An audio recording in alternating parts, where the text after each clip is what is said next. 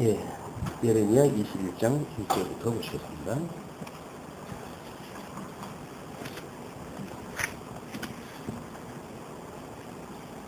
시드기야 왕이 말기야의 아들 바스훌과 제사장 마하세야의 아들 스바냐를 보내어 예레미야에게 말하기를 바벨론 왕 느부갓네살이 우리를 치니 청컨대 너는 우리를 위하여 여호와께 간구하라. 여호와께서 혹시 그 모든 기사로 우리를 도와 행하시면 그가 우리를 떠나리라 하던 그때에 여호와께로부터 예레미야에게 말씀이 임하니라.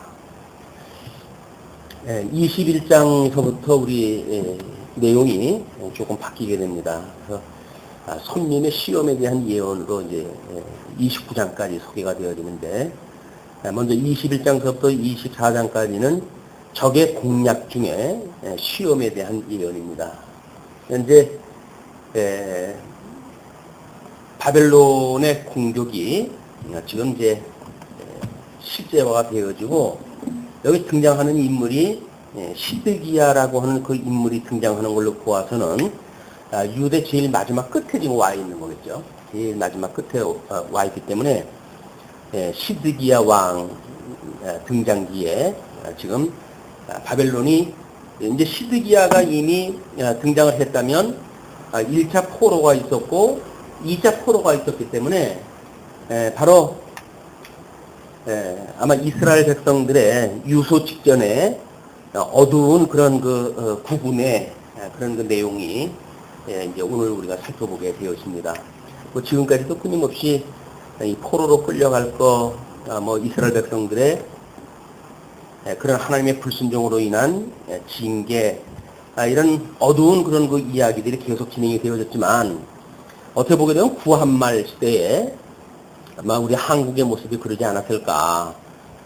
뭐 4강의 열국 가운데 그 가운데 있으면서 이제 그 일본 제국의 어떤 야망에 의해 가지고 통정 등화와 같은 이런 그 시기, 이런 거를 우리가 한번 염두에 둘 필요가 있을 것 같아요. 이제 그런 역사적 배경에 대해서 심각하게 관심이 있는 분들이 그렇게 해서 이 성경은 한국의 역사적 관점에서 성경을 이해해야 된다라고 주장하는 사람들이 있어 왔죠. 그것이 소위 우리 이제 아마 기독교 장로회로 분류가 되어지면서 이런 모든 성경의 내용을 역사적인 사실과 결부해가지고 뭔가 이렇게 생각하려고 하는 사람들의 성경 해석의 방법이기도 합니다.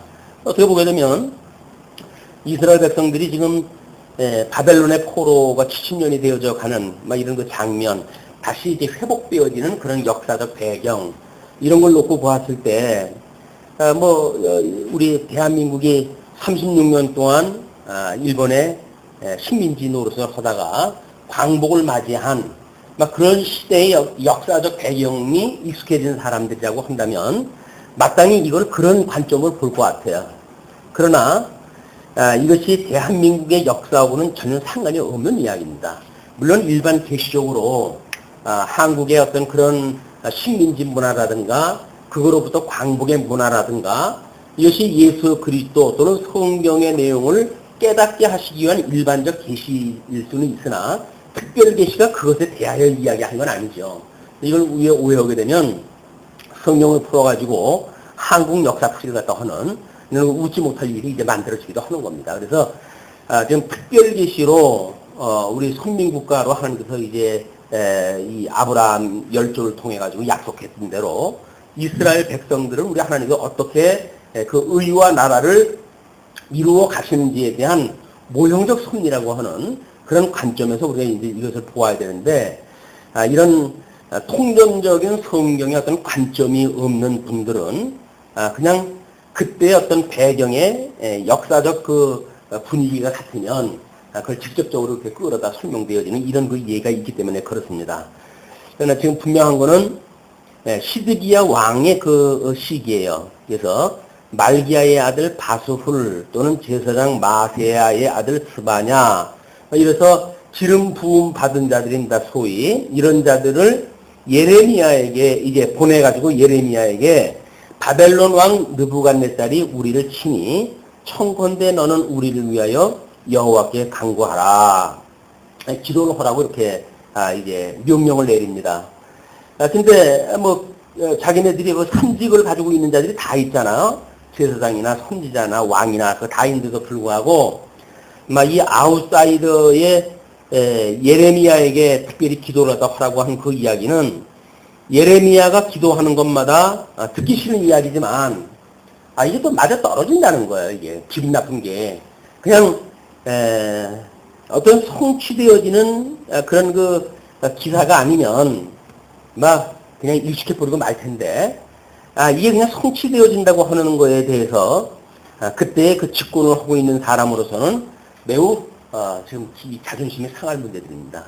그럼에도 불구하고 지금 예레미야한테 이제 그 제사장들을 보내가지고 그렇게 말을 하고 그러는데 그 내용이 이렇습니다.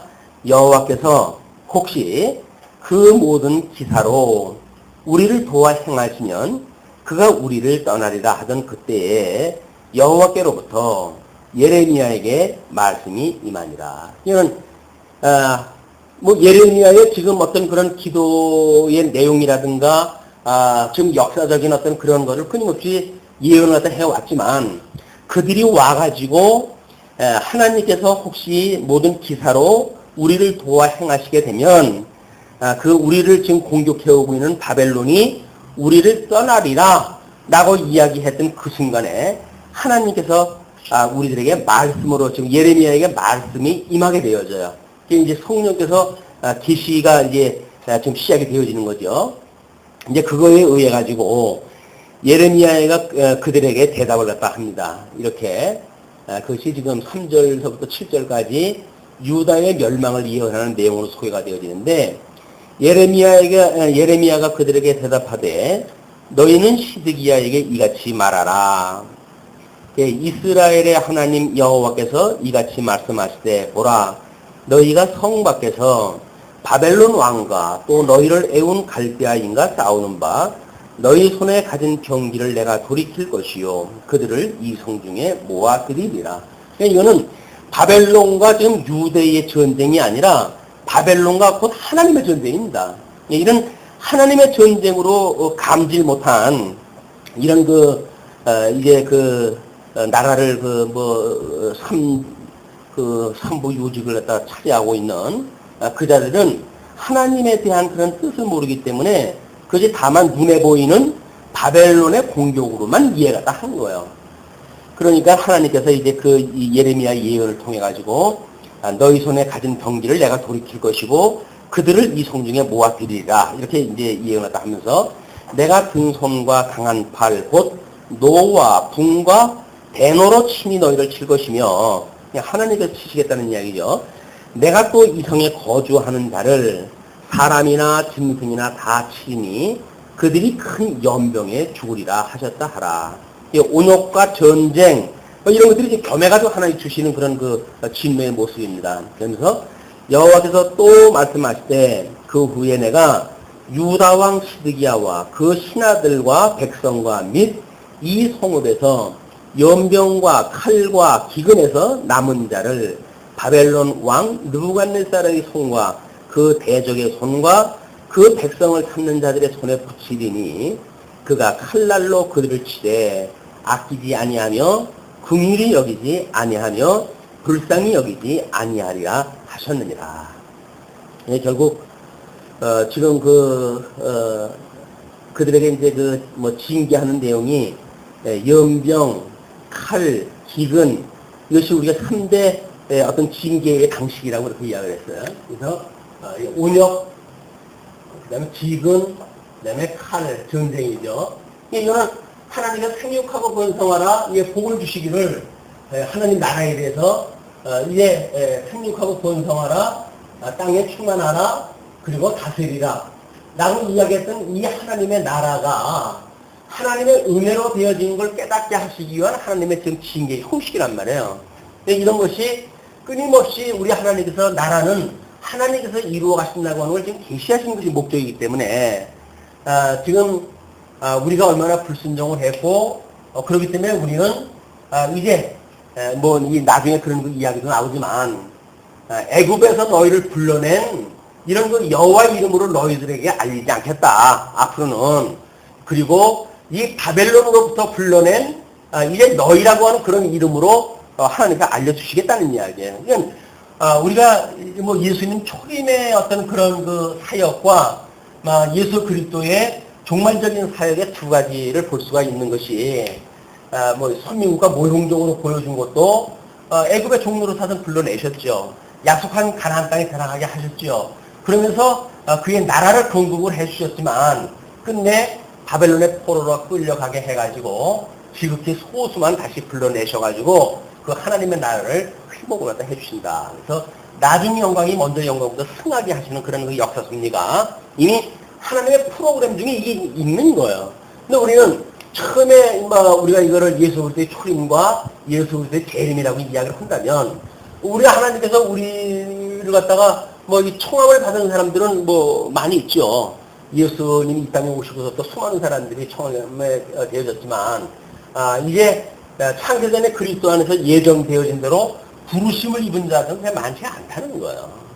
이 많지 아니한 이런 가운데 우리가 만약에 포함되어져 있다고 하는 어떤 믿음의 확신이 신앙생활을 하면서도 어떠한 그런 그 공고 또는 어려움 그런 가운데서도 범사에 감사하고 항상 기뻐할 수 있는 영적 우리의 이 부요를 누리게 되어지는 것이다.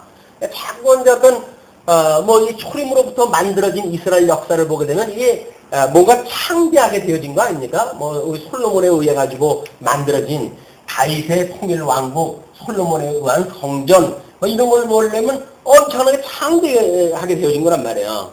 그러나 하나님께서는 창대케 되어져 있는 물질 세계를 우리한테 주시려고 하는 것이 아니라 지금 하나님의 나라가 어떠한지 이거를 깨닫고 우리가 이 어떤 신령한 우리들의 이 하나님을 경외하는 삶이 무엇인가를 깨닫게 하시기 위한 것이 본질적이라는 거예요.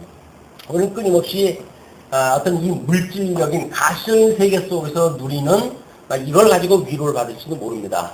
우리가 정말 이 하나님을 이제 이렇게 섭리를 통해서 깨닫게 되어지면 신령한 우리들의 그런 그 모습이 무엇인지 예배가 무엇인가 이런 걸 중심으로 해가지고 우리가 신앙생활을 행하게 되어집니다. 지금도 이렇게 부유한 세상에서도 뭘 참 먹을 걸 달라고 이렇게 이야기를 하게 되면 하나님께서 참 그놈의 욕심 끝도 없고 한도 없구나 이렇게 이야기를 하실 거예요. 이 신령한 우리 영혼의 부요함 이런 것들이 바로 예수 그리스도를 우리가 믿게 되어지는 성도들의 부요함이다.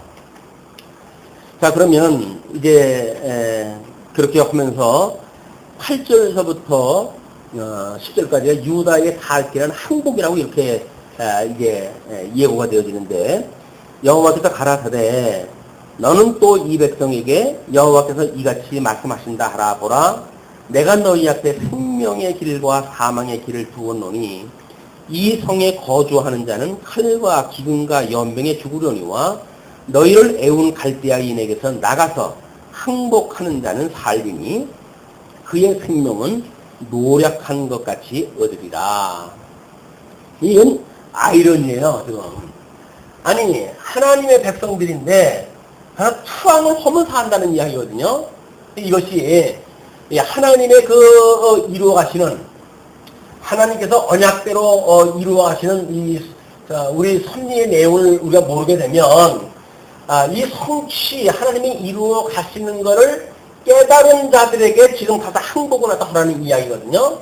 이거를 어떤 계시적으로 이해를 하지 아니하고 지능적으로 본다고 하면 아니 하나님의 착한 백성이 왜 그러고 살아야 됩니까? 뭐 이렇게 이야기를 해가지고 우리는 이 항복이 인간적인 어떤 그런 그 항복이 아니라 그 인간적으로 민족 의식을 가지고 그들을 대적을 갖다 할 수가 있죠.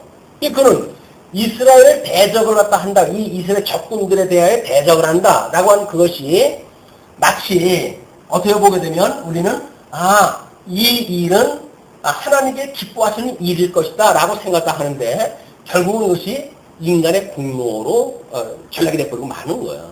하나님께서는 지금 이 성취의 사건이 뭐냐면 바벨론의 포로로 끌려갔다가 70년이나 그다 푹 썩혀가지고 안식을 갖다 총무역하게 하신 뒤에 불러내셔야 할 그 계획이 있기 때문에 이런 하나님의 섭리를 모른다고 한다면 우리는 인간적으로 무엇인가를 바르게 살자고 하는 생각을 가지고 살게 될 거예요.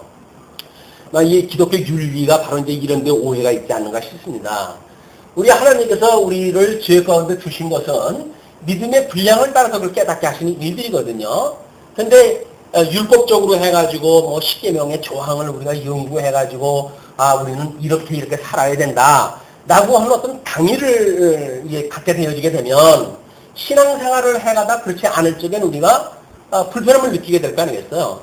그럴 때 우리는 스스로 그 일을 해가려고 하는 인간의 의지가 발동되기 시작을 하지요. 이것이 신앙적인 어떤 감각에서 나온 것이 아니라 종교적인 행위에서 나오는 것이다 그 이야기예요. 이건 심령의 평강이 있는 것이 아닙니다.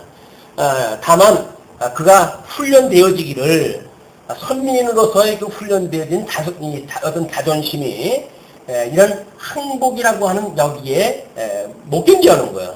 스스로 싸워가지고 이기겠다고 하는 인간 공로가 이제 발동이 되어지는 거죠. 근데 이것이 지금 하나님께서는 너희들이 살 수 있는 방법은 항복을 갖다 하는 수밖에 방법이 없다는 이야기예요. 이게 미리 선지자를 통해서 예언을 해 주시는 겁니다. 그러면서 11절부터 14절까지 유다 왕들에게 공평한 판결을 명령을 했다 하시는데 유다 왕의 집에 대한 여호와의 말을 들으라. 여호와의 말을 좀 듣는 게 관건이지 어떻게 우리가 민족적으로 이 나라를 지키는가 이것이 있는 것이 아니란 말이에요. 그러나 이게 국수주의 쪽인 어떤 생각을 갖게 되어지게 되면 하나님의 뜻하고는 상관없이 인간의 어떤 그런 의기 또는 뭐 충성심, 민족의식 이런 걸 가지고 그 나라를 지키려고 하는 그런 그 일들이 벌어지지요. 자, 유다 왕의 집에 대한 여호와의 말을 들으라. 이런 그 오류가 이렇게 되는 거예요. 예수님께서 이 땅에 오셨을 때 지금 십자가에 못 박아 죽임을 당하셔야 되는 거 아니에요? 근데 이것을 우리 베드로 같은 경우는 예수님한테 뭐라고 그럽니까? 그럴 수 없다는 거예요. 당신은 죽으면 안 됩니다. 그런 그 이야기거든요. 그러니까 예수 그리스도가 죽으시면 안 된다는 이야기는 뭐예요? 뭔가 어떤 그 베드로가 가지고 있는 종교관, 국가관 이런 거에 의해 가지고 자기가 스스로 예수 그리스도 죽지 않는 그런 거 일을 해 가겠다는 거 아닙니까? 그러니까 우리 예수님께서 베드로한테 이 사단에 사단아 내 뒤로 물러가라 이렇게 이야기해요. 이건 사단이 하는 일이에요. 사단이 하는 일. 예수 그리스도는 이 죄 때문에 죽으셔야 돼요. 이게 우리가 포로로 끌려가는 그 이야기는 예수 그리스도의 죽으심에 대한 예표적인 문제이기 때문에 예수님이 십자가에 죽으셔야 우리 죄를 사해지는 거지. 무슨 자기의 열심을 가지고 그럴 수 없습니다. 이렇게 이야기를 하니까 사단아 내 뒤로 물러가라. 그럼 바로 그냥 코를 납작하게 한 게 뭡니까? 내가 다 굴기 전에 3번씩이나 나를 부인할 거야. 생명을 내다고 어쩌고저쩌고 쉬운 소리를 또 하지만 여전히 예수님이 이제 그 위기에 있을 때 그 예수님을 정말 부인하고 그것도 여종 앞에서 그 예수님을 부정을 하고 닭이 울 때 예수님 보고 눈동자가 마주쳤을 때 그 심정이 어떻게 될까? 이게 만약에 그때 심정이 나는 정말 이런 걸 정상적으로 깨달았으면 나는 도저히 안 되는 인간이었군요. 이렇게 돌아오면 이것이 되어질 거예요. 그러나 예수님 마주친 그 눈동자가 내가 잘하면 할 수 있었는데 이런 아쉬운 눈동자를 가지고 있었다고 한다면 이건 교육 안 된 거예요. 예. 끊임없이 베드로는 우리 예수 그리스도의 십자가에 돌아가시는 그 사건에 대해서 왜 이 선민국가의 역사가 그거를 이야기해 왔는지 구약 성경을 통해 가지고 예수 그리스도가 성경대로 죽으시는 내용이 파악이 안 되어져 있는 거예요. 그러니까 아직 예수를 모르는 겁니다. 예수를 믿지가 못하는 거예요. 그 예수에 대해서는 지금 이스라엘 역사를 통해 가지고 뭐 조직적으로는 설명되어진 거 아니에요?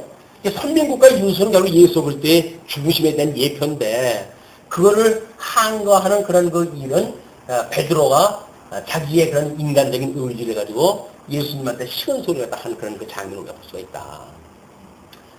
우리가 뭐 이제 이거를 또 이제 오해로 되면 예를 들어서 영적 예배를 드리는 우리들이 그렇다고 한다면 뭐 베드로도 이렇게 그 뭐 예수님이 돌아가시는 데까지 가야 되는데 자기가 나서가지고 예수님한테 책망을 들었는데 그럼 우리도 갈 때까지 가야 되는 거 아니냐. 그래가지고 육체의 소욕 속에 빠져 사는 것을 또 정당화할 수 있는 여지가 있을는지 몰라요. 왜냐면 우리가 얼마나 영악스럽습니까? 어떤지 우리를 정당화하고 이렇게 하고 해서 그렇게 끌고 갈지도 몰라요. 그러나 예수 그리스도의 죽으심에 대한 문제와 지금 예수 그리스도의 죽으심을 믿는 성도의 삶하고는 개념이 다르겠죠. 우리가 어떤 영적 예배를 드려야 되는지에 대한 문제는 좀 더 심각하게 우리가 생각할 필요가 있다. 특별히 어떤 말씀동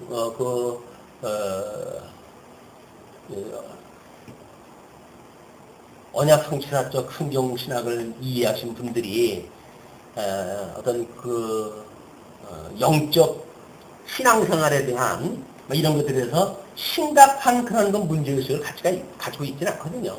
왜냐면 너나 할 것 없이 다 죄인인데 뭐 라고 하는 그런 데로부터 출발을 하는데 그것이 결국 구원을 받은 사람이 죄인으로부터 출발을 해가지고 구원을 받았고 이렇게 이야기가 되죠. 인간의 불의, 이제 로마서의 그 논리가 하나님의 의, 그리고 이 의의 실제, 이거란 말이야. 그러면 인간의 불의라고 하는 그것에 의해서 하나님의 의로 우리를 의롭게 칭해 주셨어요. 그렇게 했을 때 이 의의 실제가 어떠한 것인가가 이게 성도의 실제적인 이 신앙생활 아니겠어요? 근데 인간이 불의하지 넌 할 것도 다 불의한 거 아니야? 라고 해서 이쪽에 나를 이야기하면서 여기에 머물러 있다고 한다면 하나님의 의에 대한 감격도 의의 실제에 대한 실질적인 우리의 삶도 다 부정하는 거예요. 그러니 우리 인간이 다 죄인인데 라고 해가지고 우리를 정당한다는 이야기는 육신의 나를 인정한다는 이야기지. 하나님의 이 의로 말미암아 새 생명을 얻었던 성도의 어떤 삶에 대한 거를 우리가 생각하려고 하는 그런 그 의지가 있는 게 아니다. 끊임없이 이런 논리를 가지고 자꾸 이쪽에 있는 자기를 정당화하거나 이렇게 하는 것에 우리가 익숙해져 있지 않을까. 맞습니다. 다 우리 인간 불의한 거예요. 그럼에도 불구하고 1만 달란트 탕감을 받게 해주셨다고 한다면 100대 내는 빚진 자를 우리가 용서를 사하는 것이 인생이지, 이 성도지. 인간이 다 불의한 게 마찬가지인데 이렇게 하면서 여기에 머물러져 있는 거는 이 말씀을 듣고 청함을 받았는지는 모르지만 이 부르심을 입었던 것에 대한 확신을 찾기는 어렵다. 예, 12절에 나 여호와가 이같이 말하노라. 다윗의 집이여 너는 아침마다 공평히 판결하여 탈취당한 자를 압흑자의 손에서 건지라. 그리하지 아니하면 너희의 악행을 인하여 내 노가 불같이 일어나서 사르리니 능히 끌 자가 없으리라. 나 여호와가 이르노라. 골짜기와 평원 반석의 검이나 보라. 너희가 말하기를 누가 내려와서 우리를 치리요 누가 우리의 거처에 들어오리요 하거니와 나는 네 대적이라.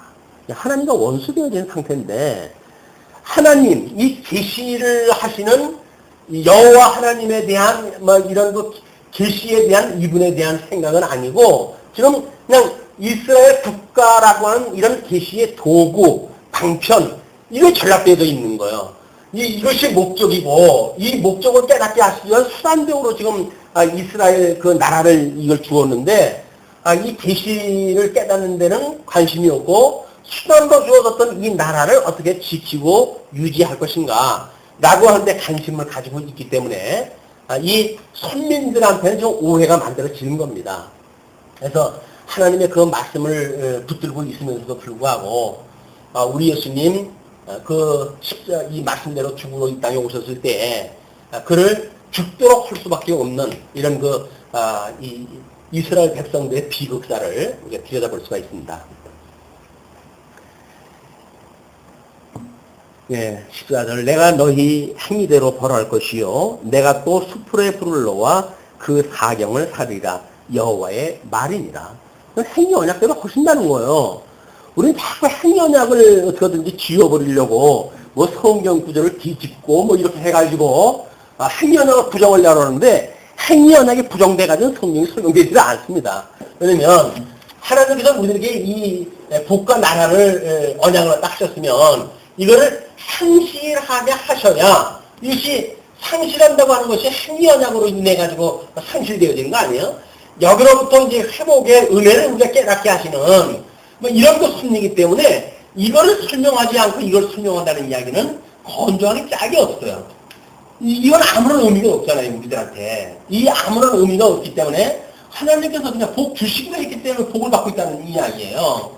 근데 우리들 어떤 행위, 뭐 이런 거에 의해서 죽어야 되는 마땅함, 이런 것이 우리들한테는 없기 때문에 왜 우리가 이 3대 언약이라고 하는 것을 공부하고서부터는 사람들이 건조하기 시작을 하는가, 그 이야기는 이걸 빼버리기 때문에 그렇습니다. 이것 때문에 우리 예수님이 와가지고 우리 구원을 해주신 거지, 이것이 없다고 한다면 우리 주님 우리한테 와가지고 구원해 주신 일이 뭐가 있겠어요. 우리 예수님 없어도 구원이 되어지는 거죠. 그러니까 구속사라고 하는 것을 엄청나게 약화시켜 놓고, 이거는 이제 구속이라고 하는 걸로 만들어지는 사건이고요. 사실은 맞습니다. 언약대로 이루어 가시는 하나님의 섭리예요. 그러나 이 언약대로 이루어 가시는 섭리의 과정을 보게 되면 행위와 은혜 언약이라고 하는 이 과정을 통해서 여기 이루시기 때문에 이걸 수단적으로 우리가 빼먹게 되어진다고 하면 기계적인 언약과 성취라고 하는 논리에 빠져버리고 마는 거예요. 다 그러는 거 아니야? 맞죠? 다 그러는 거예요. 그러나 우리를 죄 안에 두신 것은 은혜를 깨닫게 하시기 위해 율법 안에 두신 건데, 그걸 갖다가 생략을 갖다 해버리고 예수 그리스도의 구속을 약화시켜버리고 그리고 무슨 은혜의 종교라고 기독교를 이야기할 수가 있습니다.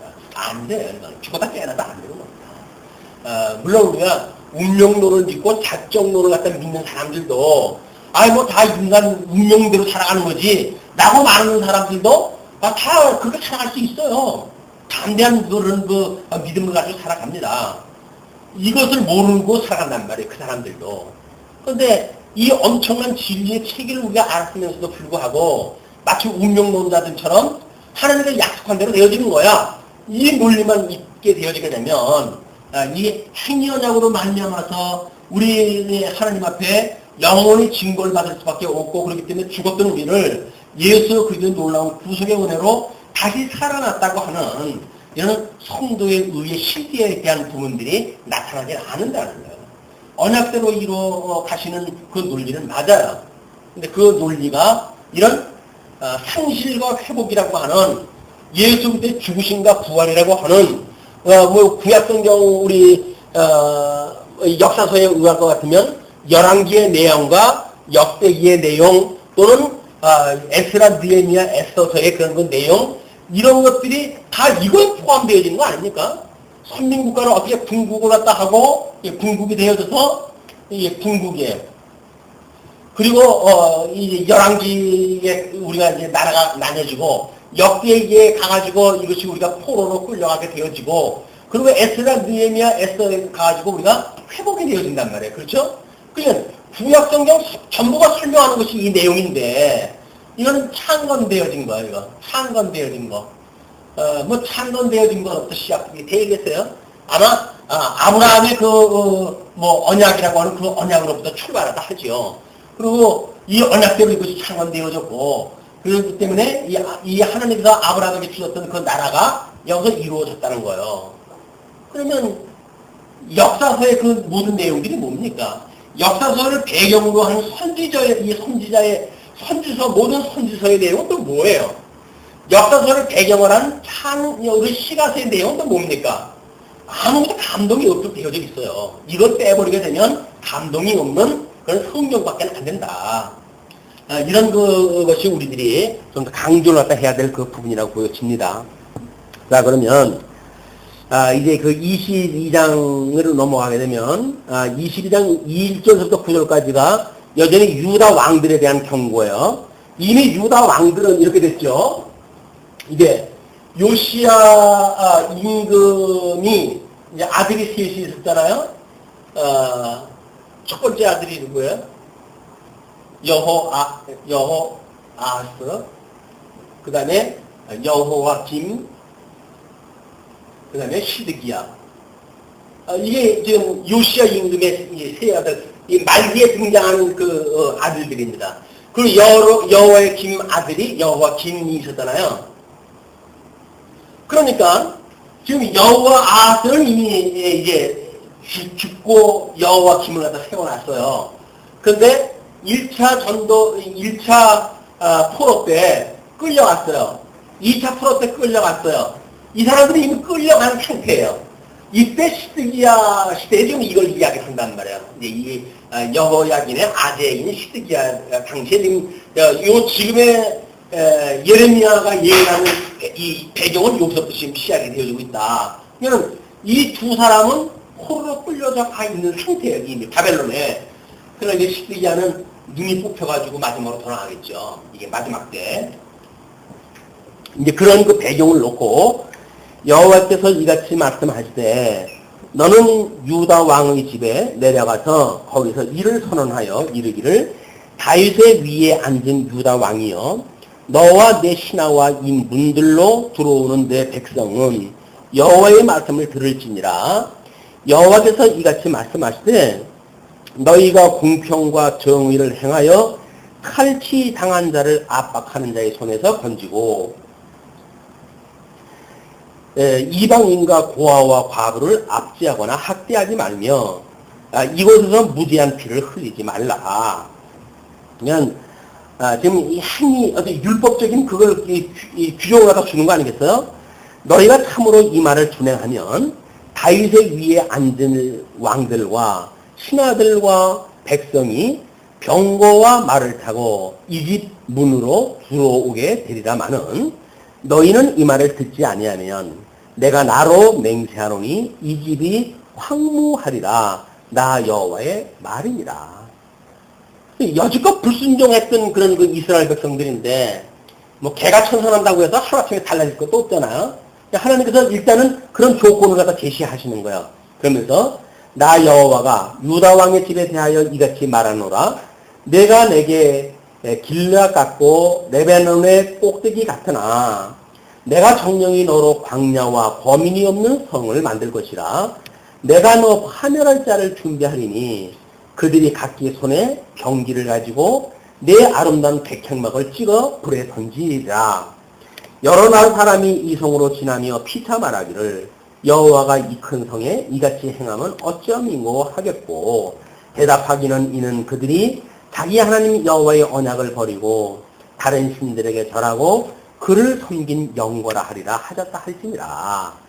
예수 그리스도 십자가에 매달릴 때 나타났던 저주들 그런 것들이 모형적으로 다 지금 보여지는 거 아닙니까? 이게 예수님이 돌아가실 때 네가 하나님의 아들이면 너가 다른 사람은 구원하는데 너는 구원 못하겠느냐? 십자가에 내려오라. 뭐 이렇게 해가지고 머리를 뭐 그들이 절레절레 흔들면서 예수 그리스도 저주하는 이런 그 내용들은 여기서 이렇게 이 행위 이스라엘 백성들이 도저히 하나님 앞에 어떤 율법을 지켜가지고 방법은 제시했어요. 너희들이 이 율법에 순종하면 너희를 돌아게 할 거야. 그러나 이것이 안 되기 때문에 지금 이제 이 진노가 당하는 거 아닙니까? 우리는 도저히 할 수가 없어요. 라고 하는 우리들의 고백이 돼야 되는데, 아니, 하나님 앞에 그 율법을 순종할 생각을 안 하고, 이제 포로로 끌려가는 것만 지네들이 거절을 한다고 하면 이 문제가 해결될 것이 아니잖아요. 근데 이것은 이스라엘 백성들이 열조 이후에 하나님 앞에 순종한 사람들이 하나도 없어요. 그래서 우리 예레미야 앞에서도 그러잖아요. 너희들 열조로부터 지금까지 너희들이 나한테 불순종한 것이 너희들이 알지 않냐 이렇게 이야기를 하기 때문에 언약대로 창건되었다고 해가지고 이게 순종해가 창건되어진 거 아닙니다. 다윗의 불순종, 불신 또는 분국 유다 지파와 에브라임 지파와의 갈등, 이런 가운데 있음에도 불구하고 하나님께 한가하다 해주신 거는 어떤 인간이 율법을 지켜준 것이 아니라 하나님의 일방적인 약속에 의해서 이거를 지금 이루어가신 역사입니다. 우리 이렇게 이해를 하셔야 아마 우리들의 어떤 그런 공로, 자랑, 이런 거를 포기하게 되어진다. 자, 그러면서 10절서부터는 이제 장면이 기타 왕들에 대한 예언이에요. 이제 포로로 끌려가거나 뭐 이런 그 자들에 대한 이야기인데 22장 10절로 12절까지는 살룸 왕이 당할 심판입니다. 이 살룸 왕이라고 하는 그거는 지금 여호아스의 이야기인데 10절 너희는 죽은 자를 위하여 울지 말며 그를 위하여 애통하지 말고 잡혀간 자를 위하여 슬피 울라. 그는 다시 돌아와서 그 고국을 보지 못할 것입니다. 그러니까는 지금 그 살룸이라고는 여호아스는 이미 죽었잖아요. 이제 그거를 죽었기 때문에 그 죽은 자를 위해 가지고 너희들이 그 슬피 울 필요가 없다. 애통하지 말고 잡혀간 자를 위해 슬피 울라 그러는 거예요. 그 잡혀간 자는 여호와김과 여호야김이다. 두 사람은 포로 때 이제 그 끌려간 사람들이기 때문에 그 사람들을 위해 가지고 슬피 울라. 그는 다시 돌아와서 그 고국을 보지 못할 것입니다. 그래서 우리가 애통할 일은 회복에 참여하지 못할 자들, 회복에 참여하지 못할 자들. 주님의 몸된 교회도 마찬가지죠. 뭐 청함을 받아가지고 엄청난 뭐 그런 교중에 있는 사람들이 있지만 사실은 신약성경의 모든 내용들이 누구에게 준 말씀입니까? 교회에게 준 이야기예요. 교회에. 그러면 이 교회는 전부 착한 백성만 있겠다는 이야기입니까? 아니잖아요. 그러니까 이 교회 안에 떨려져 나갈 사람들이 얼마나 있는지에 대한 걸 선언을 갖다 한단 말이에요. 끊임없이. 근데 우리는 예정론을 잘못 오해하게 되면 마치 이때 우리가 청함을 받았기 때문에 우리는 끝까지 하나님께서 우리를 버리지 않는다 하는 오해를 갖게 되어지는 거예요. 근데 그거는 뭐 예정되어진 사람이 망할 까닭이 있어? 맞습니다. 예정되어진 사람은 망할 수가 없어요. 선택하기로 예정되어진 사람은 망할 수가 없어요. 마찬가지로 선택하기로 예정되어진 사람은 중간에 떨어져 나갈 만큼 믿음을 버리는 사람이 없습니다. 근데 믿지 않으니까 이거 떨어져 나가는 거지. 주는 그리스도시로 살아계신 하나님의 아들입니다. 당신하고 나하고 한 몸이 이루어졌고 그렇기 때문에 내가 주님 앞에 붙들려 있는 거지. 나의 어떤 의지, 나의 노력, 나의 공로 이걸로 되는 것이 아닌 것을 우리는 고백을 갖다 합니다. 하는 자들이 여기까지 온단 말이에요. 회복까지. 인간의 어떤 의지를 가지고 뭐 하나님께서 바벨론의 포로로 끌려가게 한다는데 그걸 항도하고 이렇게 하는 것은 방법이 없다. 항복을 갖다 해라. 그 이야기야. 항복을 해라. 너희들은 어쩔 수 없기 때문에 죽을 수밖에 없습니다. 라고 하는 걸 시인하라는 이야기예요. 우리는 그쪽으로 시인 안 하려고 그러니까. 내가 그래도 우리 하나님께로부터 의롭다고 칭함을 받은 사람인데 내가 왜 그렇게 해? 이야기했다 하는데 의롭다고 칭함을 받았다고 하는 그 이야기는 죽지 않고는 살아날 수가 없는 거야. 매일같이 죽는다고 하는 사도 바울의 고백은 매일같이 죽지 않고 뭘 이걸 이야기를 하고 있어요. 근데 우리는 죽지는 않고 자꾸 이것만 이야기를 하니까 모래 위에 지은 집이나 똑같은 것이고. 네, 11절 나 여호와가 유다 왕 요시야의 아들 곧 그 아비 요시야를 이어 왕이 되었다가 이곳에서 나간 살룸에 대하여 말하노라. 그가 이곳으로 다시 돌아오지 못하고 잡혀간 곳에서 죽으리니 이 땅을 다시 보지 못하리라. 그 다음에 이제 13절에서부터의 그 내용이 여호야 김의 왕의 그 악행과 그가 당할 그 심판에 대한 그 이야기예요. 불의로 그 집을 세우며 불공평으로 그 다락방을 지으며 그 이웃을 고용하고 그 고가를 주지 아니하는 자에게 화있으시며. 예, 그 불의로 집을 세우는 일, 불공평으로 그 다락방을 짓고 그 이웃을 고용하고 일을 시켜놓고 고가를 주지 아니하는, 노임을 주지 아니하는 자들에게 화있을진저. 전부 불로소득을 통해 가지고 자기에게 주어진 것이 하나님의 은혜라고 여기질 않고 전부 악행을 통해 가지고 성취되어진 사건들이죠. 예, 그가 이르기를 이 불의한 재물을 어떻게 처리할 것인가에 대한 문제예요, 그죠? 불의한 재물을 정말 그거를 우리한테 이것이 내가 취한 것이 아니라 불의한 재물로 고백을 다 하는가? 그렇지 아니한 것에 대한 갈림길이 거기서 소개가 되어지죠. 예, 그가 이르기를 내가 나를 위하여 광대한 집과 광활한 다락방을 지으리라 하고 자기를 위하여 창을 만들고 그것에 백향목으로 입히고 붉은 빛으로 칠하도다. 예, 결국은 물론 이 지어져가는 성전에 대한 그 의미를 우리가 볼 수가 있죠. 주님의 몸된 교회도 우리 초대교회 때로부터 313년 이제 그 기독교 무덤 속에 갇혀져 있던 기독교가 햇빛을 비고 나오다가 보니까 엄청난 부조리가 시작되어지고 부패가 만연해지고 그리고 인간의 공로가 이제 또 다시 두드러지게 이제 등장을 했다고 하면서 교회는 급격히 타락을 하게 되어집니다. 기독교의 숫자가 늘어난다는 이야기는 곧 하나님께서 집어넣을 때가 되어졌다는 이야기예요. 한국교회 숫자로 부패 이렇게 부흥했다는 이야기는 한마디로 멀지 않았다는 이야기입니다. 하나님께서 이 기독교 2000년사가 끊임없이 그랬어. 그래가지고는 결국 중세기에 그 엄청난 로만 캐톨릭이 등장했던 그 중세기에 어두운 기독교 문화가 바로 그런 이야기예요. 숫자는 전 유럽의 전 국민이 다 예수를 믿는 사람들이지만 거기에는 진정 그리스도가 없고 이루 말할 수 없는 부정과 힘의 논리가 작동되어졌던 것이다. 그래서 종교개혁이 일어났고 그 종교개혁이 일어난 지 한 600여 년의 세월이 가지만 지금 다시 이 세상의 기독교가 숫자적으로 해가지고 또는 이성적으로 성경관으로 해가지고 밝히 뭐가 드러난 것 같지만 실상은 더 어두움에 지금 들어가기 일부 직전에 우리가 있는 것이다. 20세기로부터 모든 이 기독교 지성인이 잠자고 있다고 이렇게 일가를 갖다 하고 그랬었는데 20세기 아니라 21세기와도 마찬가지입니다. 모든 기독교의 지성들은 잠들고 있어요. 배불른 시대에 그 사람들 깨어있을 이유가 뭐가 있습니까? 지금 잘 되는데.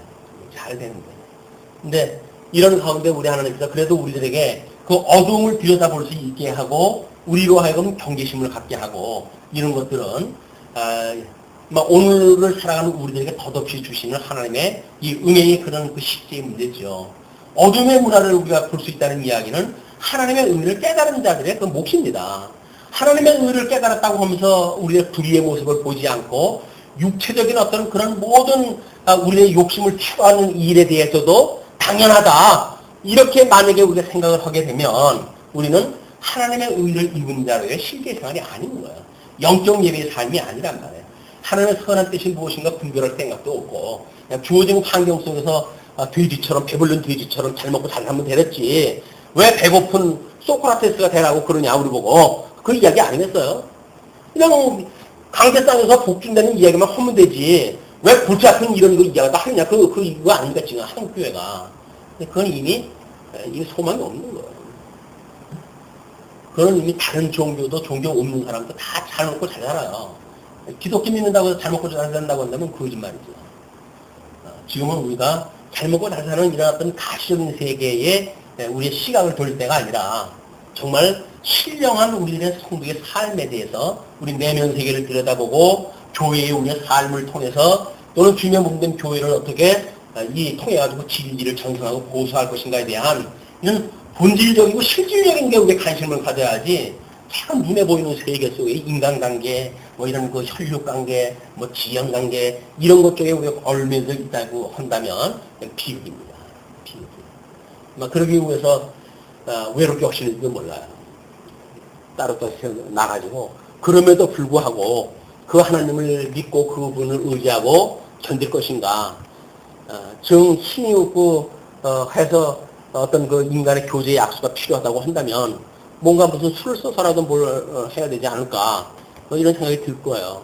그러나 우리들한테 어떤 그 지금 이런 한국 교회의 어떤 그런 그 역사적 상황 속에서 그게 무슨 의미가 있어요.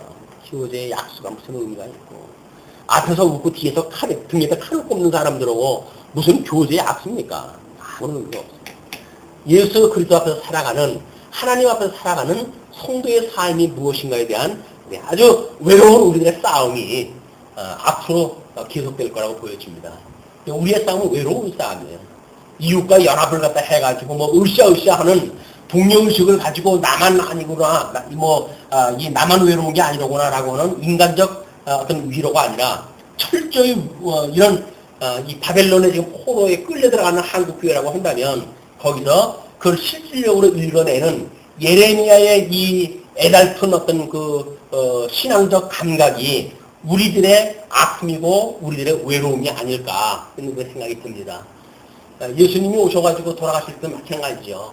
그를 따랐던 모든 자들이 다 흩어지고 아무도 안 남잖아. 아무도 안 남잖아. 근데 그 예수님의 심정을 가지고 우리가 오늘 현실을 읽어내지 못한다고 한다면 우리는 여전히 뭔가 이 눈에 보이는 사람들하고 뭐가 이 숫자가 돼야 뭐가 된다고 이렇게 믿고 살아갈 거예요. 지금처럼 우리 대형교회가 많고 그러는데 이 소수의 교인이 어떤 성도들이 모여가지고 주님의 몸된 교회를 우리가 섬기고 살아간다고 하는 그거는 고도의 시험입니다. 고도의 시험.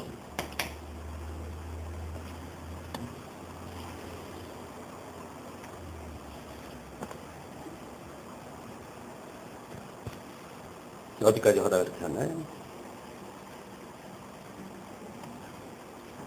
네, 16절. 네, 그는 가난한 자와 궁핍한 자를 신원하고 형통하였나니 이것이 나를 알미 아니냐 여호와의 말이니라. 그러나 내 눈과 마음은 탐망과 무지한 피를 흘림과 압박과 강포를 행하려 할 뿐이니라. 그러므로 나 여호와가 유다 왕 요시아의 아들 여호와김에 대하여 이같이 말하노라. 우리가 그를 위하여 슬프다 내 해용되어 슬프다 내 자매여 하며 통곡하지 아니할 것이며 그를 위하여 슬프다 주여 슬프다 그 영광이여 하며 통곡하지도 아니할 것이라. 한때는 그 나라를 치겠던 왕이지만 그가 포로로 끌려갔다고 해가지고 안타까울 사람 아무도 없어요.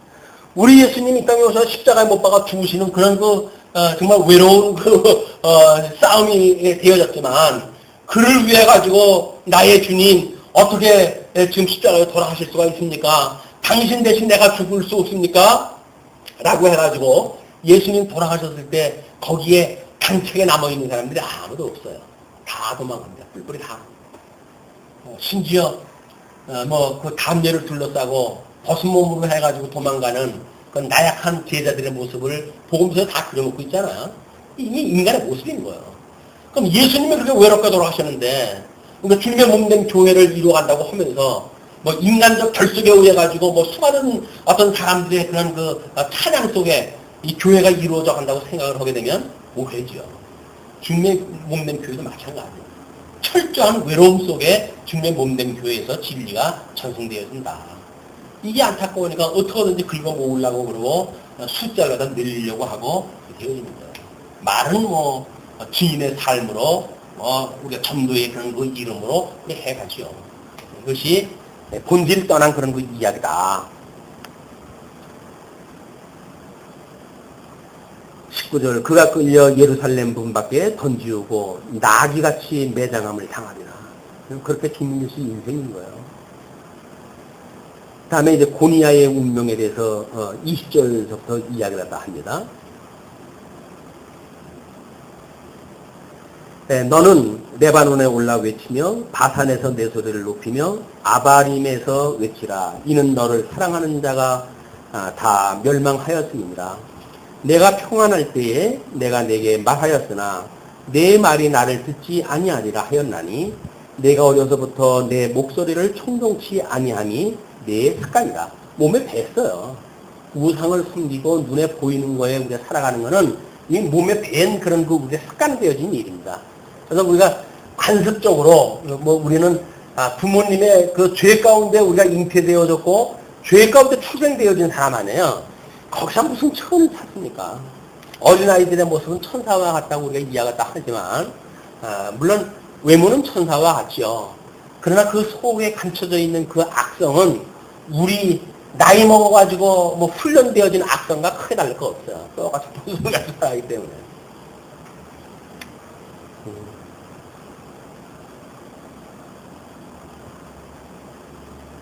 그러면서 내 목자들은 다 바람에 삼키울 것이요 너를 사랑하는 자들은 사로잡혀 가리니 그때에 내가 반드시 내 모든 악을 인하여 수치와 욕을 당하리라.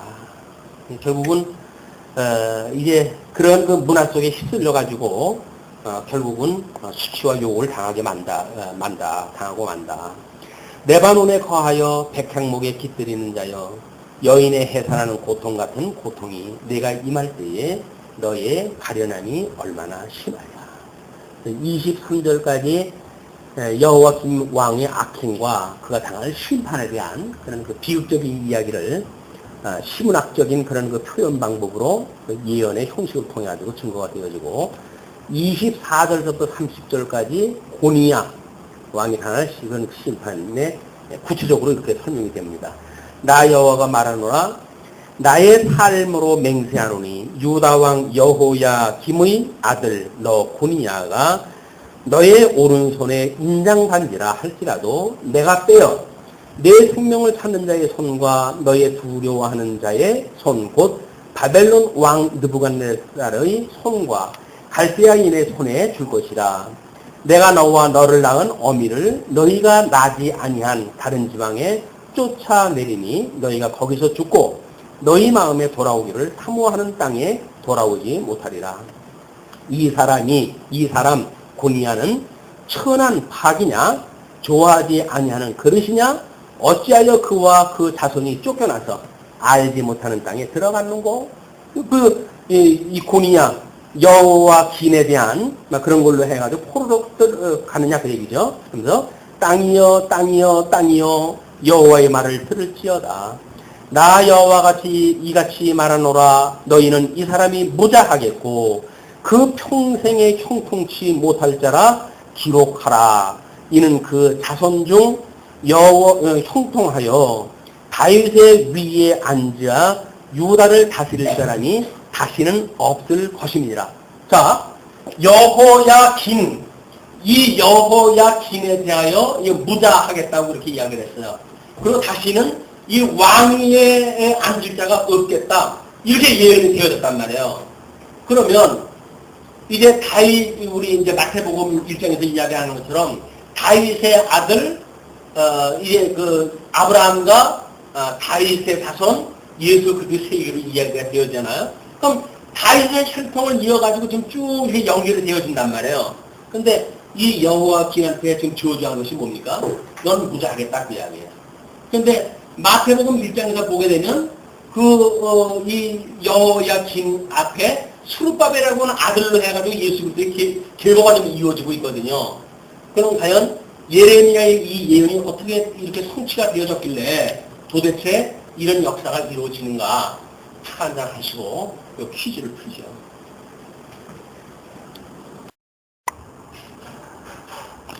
(23장) 1절 흩어진 양떼의 회복을 약속하는 내용입니다. 나 여호와가 우리 아까 이제 그 들어가기 전에 23장 들어가기 전에 22장의 그 문제를 확인하다 하자고 그러지 않았어요? 그러면 지금 우리 지금 이 여호냐가 여기 이제 여호야김인데 요 저주를 내렸단 말이에요. 아들이 없겠다, 후자가 없겠다, 무자하겠다 이렇게 이야기를 했는데 다른 성경에서 보게 되면 이 여호냐가 아들이 있어요. 아들이 있는 것이 지금 자기 그 혈통적으로 해가지고 아들이 있음에도 불구하고 이 아들에 대해서 이제 이쪽에서 그럼 아들이 그 여호냐의 친아들이 이쪽에서 왕통을 이어가는 것에 대한 문제 아니겠어요? 네, 이미 저주가 되어졌는데 만약에 여고냐의 아들로 해서 왕통이 이어져 갔다고 한다면 저주가 안 이루어진 것이고, 저주대로 되어졌다고 한다면 그 아들들은 왕위를 못 이어받은 게 맞죠. 그래서 그 여고냐는 아들이 있었지만 아들들이 왕위를 이어받지 못했고, 지금 이제 그런 그 문제가 상당히 이제 복잡하게 이제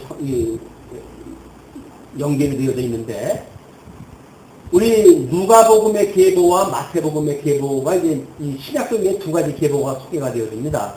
근데 마태복음의 계보는 이제 우리 2세는 다윗 왕을 낳으니라 다윗은 우리아의 아내에게서 솔로몬을 낳고 1장 6절에 그렇게 언급이 되어져 있으면서 16절에 야곱은 마리아의 남편 요셉을 낳았으니 마리아에게서 그리스도라 하는 칭하는 예수가 낳습니다. 이거 되어졌단 말이에요. 누가복음은 지금 다윗에까지 올라가는 거를 그 이상은 멜레아요, 그 이상은 맨나요, 그 이상은 마따라요, 그 이상은 나단이요, 그 이상은 다윗이요. 이렇게 연결이 되어져 있어요. 그러니까 다윗 다음에 나단으로 연결이 되어져 있고, 이쪽에는 이게 다윗 다음에 솔로몬이라고 하는 왕으로 해가지고 계승이 되어져 있다고요.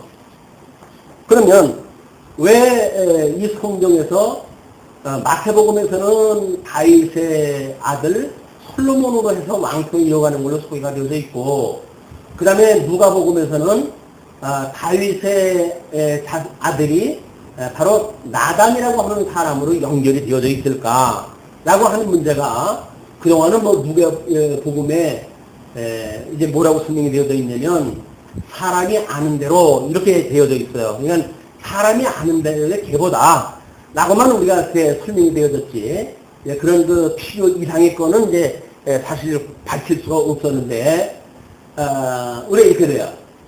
다윗이 있었고, 다윗엔 두 아들이 있게 되어지는데, 지금 여기서 언급되어지는 계보에 나타난 두 아들을 보게 되면, 솔로몬이라고 하는 아들과 나단이라고 하는 아들이란 말이에요. 그런데, 이 나단은 솔로몬의 형이에요. 그러니까, 솔로몬의 형이니까 법적으로 해가지고 만약에 바세바의 아들로부터 왕통이 이어가야 된다고 한다면 나단이라고 하는 아들로 해서 왕위가 이어져 가야 되겠죠. 근데 또 이 성경에서는 이 솔로몬을 통해서 하나님께서 내가 너의 아들 솔로몬에게 왕위를 이어주겠다. 직접적으로 이렇게 설명이 되어진단 말이에요. 그래서 이 두 가지가 솔로몬에게 왕위가 이어진 건 하나님께서 내가 그렇게 해하시겠다고 했던 약속이 지금 이루어진 거고, 나단에게 이루어진 거는 법적 왕통으로 이어지는 겁니다. 물론 이제 법적으로 해가지고 이 바세바의 아들이 아니라 다른 그 다윗의 처의 아들로부터 이제 그 관계를 가지고 우리가 잠언서의 배경을 이제 공부를 갖다 해갔잖아요. 그러면 아도니아에 대한 그런 왕위를 부를 때 솔로몬하고의 그런 관계, 이런 걸 가지고 왜 하나님께서는 이 아도니아가 만세를 불렀는가? 그건 자기가 법적으로 해가지고 서열적으로 봤을 때 왕위에 올라갈 만한 허니까를 그렇게 했단 말이에요. 그러나 이제 하나님께서 이제 그 솔로몬을 왕위로 한다고 했던 그 약속 때문에 결국 다윗이 솔로몬의 손을 들어줬고, 솔로몬이 그 아도니아를 결국은 이제 이 다윗의 동료를 갖다 달라고 했던 그 일 때문에 결국은 솔로몬이 아도니아를 제거시켜버리고 말잖아요. 그래서 결국은 이제 서열적으로 봤을 때 솔로몬하고 나단이라고 하는 이제 자기 바세바의 그런 그 자녀들 관계로 왕위가 이어져 가야 되는데, 솔로몬보다 나단이 위인데도 불구하고 하나님이 솔로몬에게 왕권을 이어준다고 약속이 되어졌으니까, 그래서 이 왕통으로 쭉 이어가서 여고니아가 여기서 출생이 됐단 말이에요. 솔로몬의 아들로 해가지고 쭉 여러 느호보암으로 해가지고 쭉 연결돼요. 우리 요하스로 해가지고, 그다음에 그 여호야김을 통해 가지고 여고니아까지 연결이 되어졌는데, 지금 우리 아까 예레미야에서 이야기 읽어본 대로 해가지고는 그 30절에 그러잖아요. 나 여호와가 이같이 말하노라. 너희는 이 사람이 무자하겠고, 그러니까 이 여고니아가 무자하겠고, 그리고 그 평생에 형통치 못할지라 기록하라. 이는 그 자손 중 형통하여 다윗의 위에 앉아 유다를 다스릴 사람이 다시는 없을 것이다 해가지고 여호냐의 아들이 있음에도 불구하고 왕통을 이어받을 수가 없게 되어집니다. 그런데 자 이제 그 아브라함을 통해 가지고 이 하나님의 신적 왕통이 이어져 가야 되는데 중간에 저주가 내렸어요. 이걸 해결할 수 있는 방법은 양자를 들여가지고 이제 이걸 할 수밖에 없는데 이 나단의 법적 왕통을 이어봐가지고 하나님께서 이 양자를 받아들이게 해가지고 여호냐의 저주로 인해가지고 왕통이 이을 수 없는 거를 나단의 혈통을 이어도 왕통이 이어져 가게 합니다. 그래서 이제 이게 스룹바벨로부터 야곱에 이르는 왕통이 이어져 가는 거예요. 이 문제는 이제 그 누가복음에서 이야기했는 것처럼 마리아의 그 왕통이 이 법적 왕통을 통해서 태어난 것이 마리아예요. 그리고 이 요셉이라고 하는 것은 지금 이 신적 왕통을 이어가지고 솔로몬의 왕통을 이어 요셉이 태어난 겁니다. 그런데 지금 우리가 이 요셉은 성령으로 잉태되어지게 되잖아요. 그러니까 이 요셉은 이 아비가 이 마리아의 남편이 되어야 되는데 신육적으로 남편은 요셉이지만 아들을 낳았을 때 이 마리아는 성령으로 잉태되어져 가지고 예수를 낳게 되어진단 말이에요. 그래서 예수 그리스도라고 하는 예수의 이런 신적 왕통은 이 신성을 통해 가지고 이게 등장이 되어지고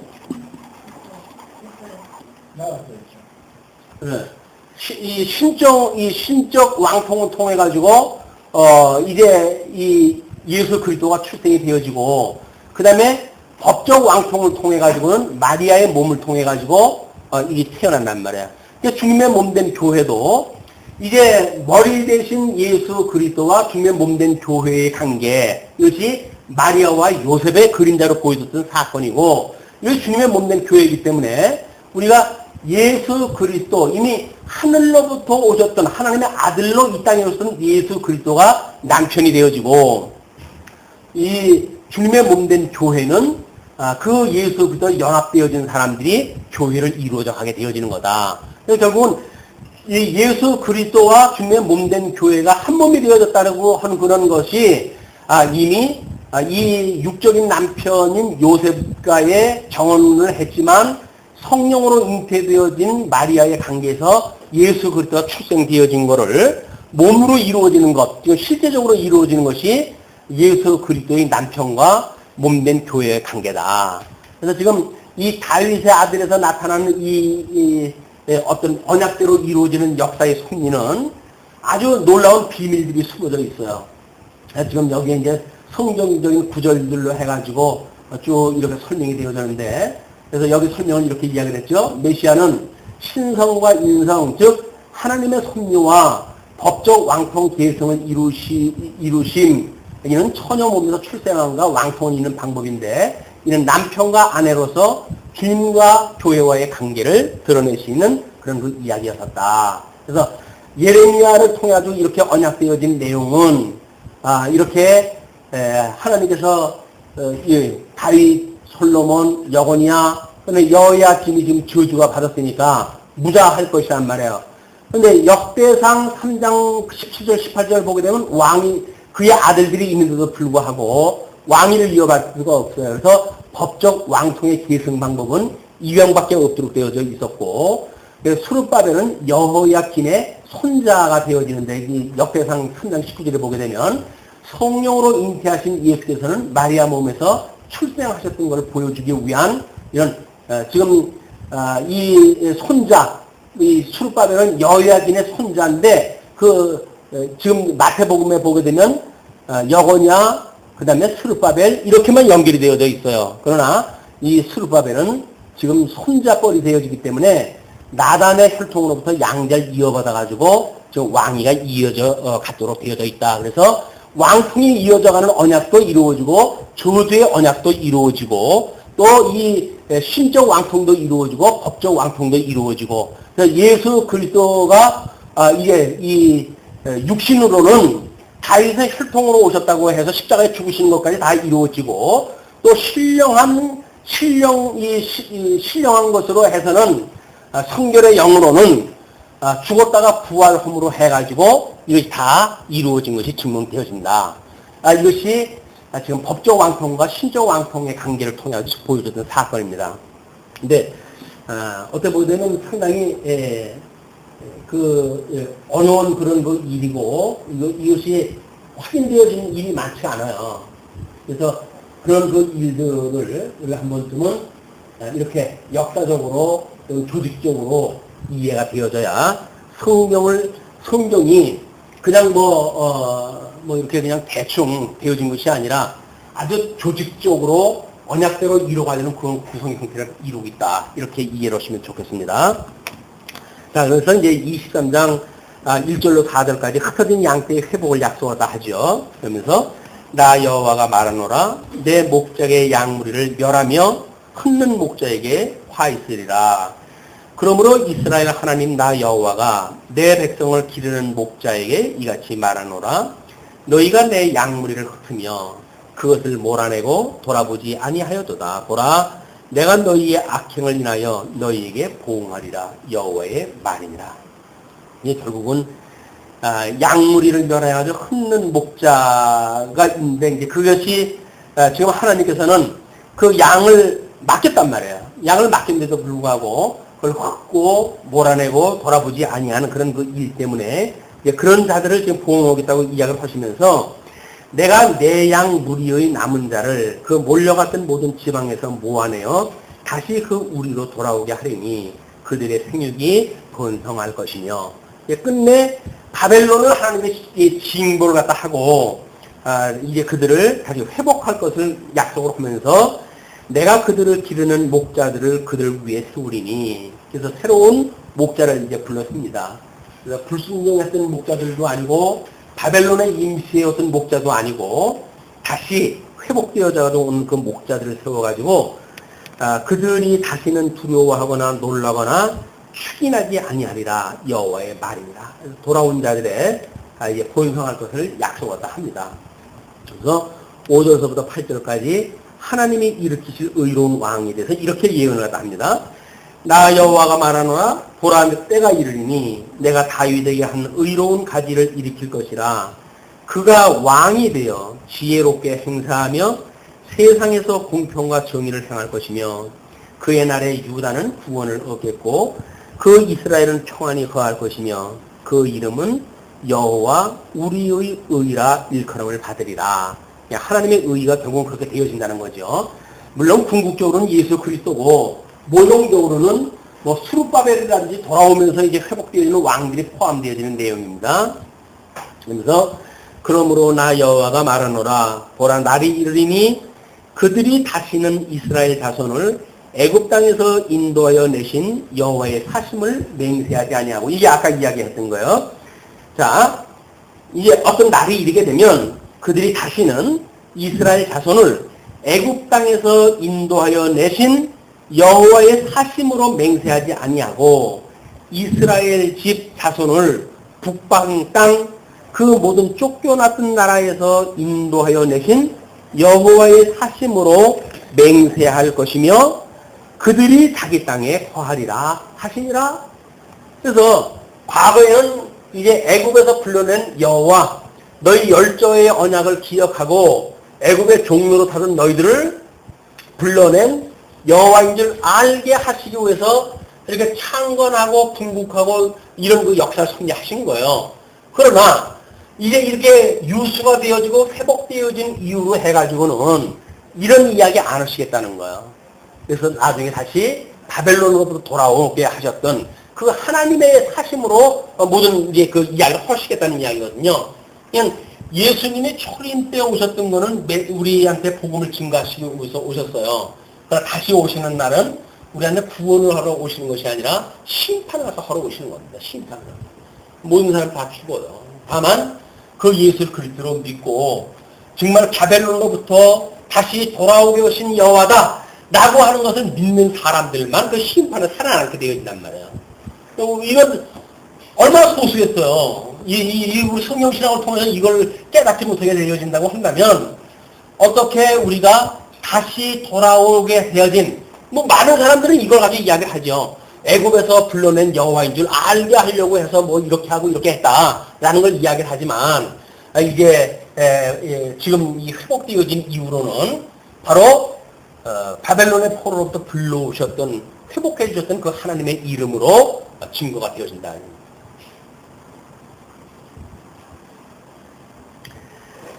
자, 그러니까 이제 그 23절로부터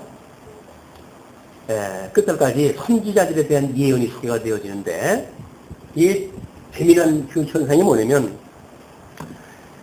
선지서의 그 내용을 보시게 되면 지금 요게 지금 선민국가와 의에 대한 예언이라고 그랬죠. 그래서 의는 이사야서, 그리고 선민국가는 예레미야, 에스겔, 다니엘, 요 세 개가 지금 그거라고 이야기를 했어요. 그런데 요한계시록은 하나님의 나라와 의에 대한 예언으로 이제 이 주제가 같습니다. 뿐만 아니라 지금 이 선지서의 내용은 현재 너희들이 받는 고난은 과거에 너희들이 불순종했기 때문이다. 그러나 너희들 다시 회복해 주실 것이다라고 하는 것이 약속되어져 있는 내용이라고 했어요. 선지서의 모든 내용이 이 세 가지라고 그러지 않았어요? 근데 지금 요한계시록에서는 본 것과 지금 있는 일과 장차 될 일을 기록을 하라고 그럽니다. 그런데 이 선지서의 내용은 그래서 육적 중심의 위로와 약속으로 되어져 있어요. 나중에 회복에 대한 그런 내용으로. 그러나 요한계시록에서는 우리가 이제 신령한 영으로 해가지고 어떻게 위로를 받고 약속이 되어지는지를 7교회를 통해서 약속 내용들이 쭉 보여주지 않습니까? 그건 전부 신령한 약속들입니다. 그래서 뭐 만나를 줄 것이고 의에 뭐 흰옷을 입게 할 것이고 라고 하는 모든 것들이 신령한 그런 그 약속들인데 이걸 준다 이렇게 이야기가 되어져 있고, 대선지서의 이제 그 의와 다선 땅 주권 회복에 비해서 요한계시록에 보게 되면 7인을 띠는 일들이 나와요. 그런데 첫째 인서부터 넷째 인에 보게 되면 흰옷 입은 것이 미혹의 영입니다.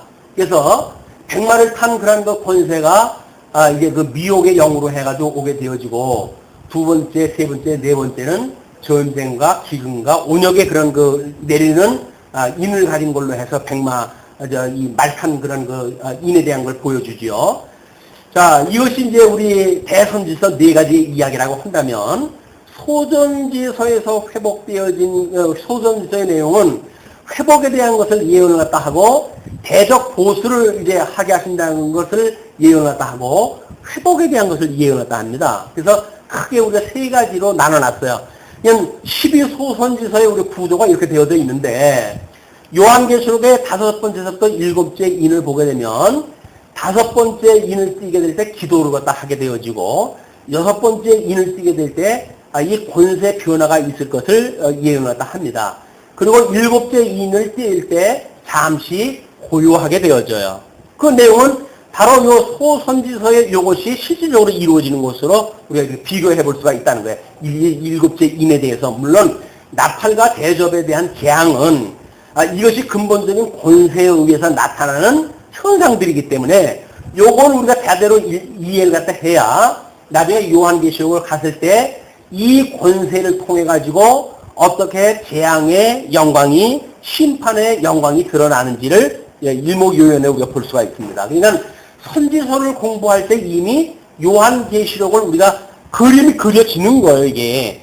그래서 이 선지서를 모르고 요한계시록을 이해한다는 양은 거짓말입니다. 구조적으로. 이 선지서는 그랬죠? 선민국가 말기, 고통받는 선민에게 살아계신 하나님의 말씀으로 회복하심을 예언하는 내용이라고 그랬어요. 선지서는 뭡니까? 우리 요한계시록은 도미티안 황제 시에 고통받는 성도에게 대주제이신 주님의 계시를 통해서 위로한 내용이라고 그랬잖아요. 이것도 말기고 이것도 말기예요. 모형적인 선민국가의 말기 때 선지자를 통해 가지고 이렇게 위로의 말씀을 해주셨고, 예언의 말씀을 해주셨고, 요한계시록은 종말론적으로, 최종적으로, 실제적으로 예수님 재림을 때 당시 중심을 갖다 해가지고 우리들한테 그때 당시에 고난받는 성도들을 위로를 갖다 해주시고 계시다. 그래서 신약성경은 구약성경 1600구절을 인용하고 있다고 합니다. 그리고 3500구절을 원형을 갖다 한다고 그래요. 이건 신약성경의 모든 언급되어지고 있는 사상은 구약성경을 배제해놓고는 생각할 수가 없는 거예요.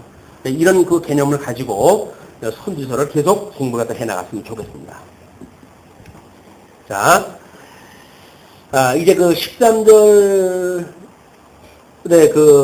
이제 그 이야기가 내가 사마리아 선지자들 중에 우매함이 있음을 보았나니 그들은 바알을 의탁하고 예언하여 내 백성 이스라엘을 그릇되게 하였고, 재미난 거는 지금 이 선지자들, 거짓 선지자들을 멸망할 걸 예언했다 하는데, 요한계시록에서 이제 마지막 나탈 이 대적재앙을 갖다 해가지고 적그리스도와 이제 거짓 선지자들을 무조건 속에다 집어넣는 게 나와요.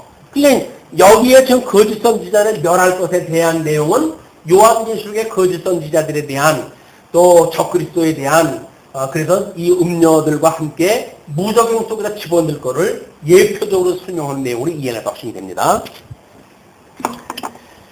자, 내가 사마리아 선지자들 중에 우매함이 있음을 보았나니 그들은 바알을 의탁하고 예언하여 내 백성 이스라엘을 그릇되게 하였고, 내가 예루살렘 선지자들 중에서 가증한 일이 있음을 보았나니 그들은 간음을 행하며 행악자의 손을 굳게 하여 사람으로 그 악에서 돌이킴이 없게 하였은즉 그들은 다 내 앞에서 소돔 사람과 다름이 없고 그 거민은 고모라 사람과 다름이 없느니라.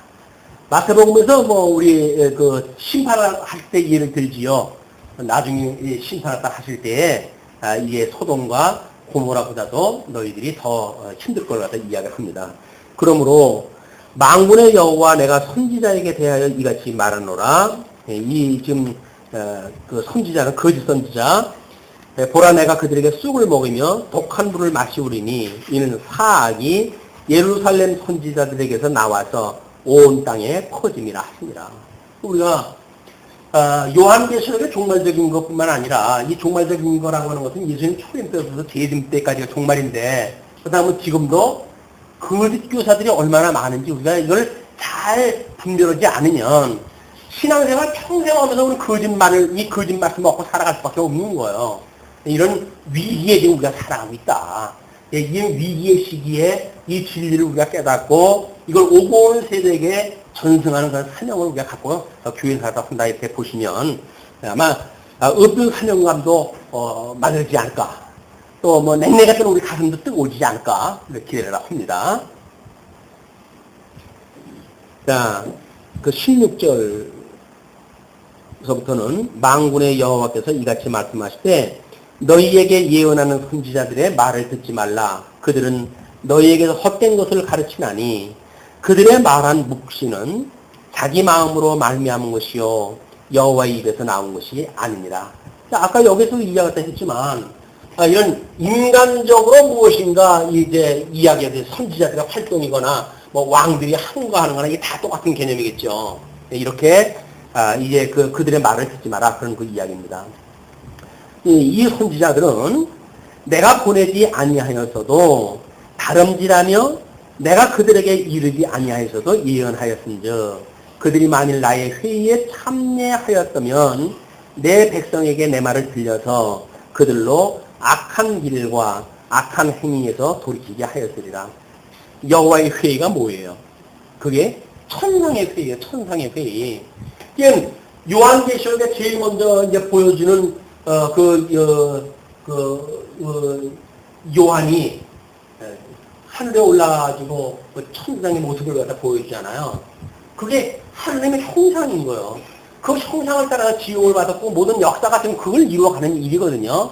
거기에 이제 그룹이 넷이 있어가지고 날개가 각기 6살 가지고 둘은 눈을 가지고 둘은 가슴을 가지고 둘은 발을 가지고 다 이렇게 이야기를 하는데, 그러니까 끊임없이 거룩 영어를 찬송하는 걸로 해가지고 흰무리들이 있고 24강들이 있고 이런 천상의 모습이 보이잖아요.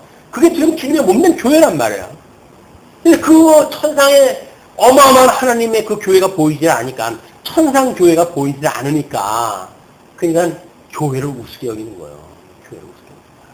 우리가 주님의 몸된 교회가 어떤 곳인지를 안다고 한다면 주님의 몸된 교회는 우리가 그렇게 자기네들의 사욕을 채우기 위한 수단으로 준 게 아니다. 교회를 무슨 세습을 갖다 하고 교회를 어떻게 하기 위해서 성도들을 갖다 가차없이 죽이고 이런 그 일들은 있어서는 안 될 일들인 거예요, 이게. 자, 23절로 32절 말씀하시는 여호와에 대한 기회합니다. 나 여호와가 말하노라 나는 가까운데 하나님이요 먼데 하나님은 아니냐? 나 여호와가 말하노라 사람이 내게 보이지 아니하려고 누가 자기를 은밀한 곳에 숨길 수 있겠느냐? 나 여호와가 말하노라 나는 천지에 충만하지 아니하냐? 내 이름으로 거짓을 예언하는 선지자들의 말에 내가 몽사를 얻었다 함을 내가 들었노라. 꿈을 통해 가지고 어떤 일을 들었다고 하는 이 얘기를 들었는데 거짓을 예언하는 선지자들이 언제까지 이 마음을 품겠느냐? 그들은 그 마음에 강조한 것을 예언하느니라. 그들이 서로 몽사를 말하니 그 생각인즉 그들의 열조가 바알로 인하여 내 이름을 잊어버린 것 같이 내 백성으로 내 이름을 잊게 하려 하리로라. 몽사라고 하는 이런 특별 계시를 통해서 하나님께서 주셨고 지금 예레미야 때까지도 하나님 기름 부은 그 받은 예레미야를 통해 가지고 예언을 기록하게 하셨잖아요. 근데 그거를 그 왕들이 그 기록한 선지서를 갖다 불태워버리고 이런 그 일들이 만들어져 놓고는 거짓 선지자들이 그냥 들려주는 이야기를 가지고 이걸 이야기를 하니까 그래서 꿈에 있는 일, 몽사를 가지고 예언을 갖다 해가지고 진리를 왜곡시킨다 그 이야기죠. 28절에 나 여호와가 말하노라 몽사를 얻은 선지자는 몽사를 말할 것이요 내 말을 받은 자는 성실함으로 내 말을 말할 것이라. 겨와 미를 어찌 비교하겠느냐? 그냥 꿈을 꿔가지고 뭔가 이 주관적인 체험에 의해 가지고 만들어진 그런 그 일들은 겨와 같은 일이고 성실함으로 주의 말씀을 통해 가지고 이루어지는 일은 밀과 같단 말이에요.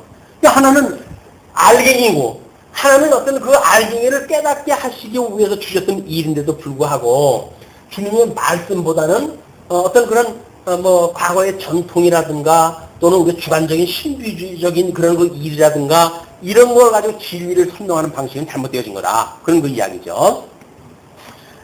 그러면서 29절 나 여호와가 말하노라 내 말이 불같지 아니하냐 반석을 쳐서 부서뜨리는 방망이 같지 아니하냐.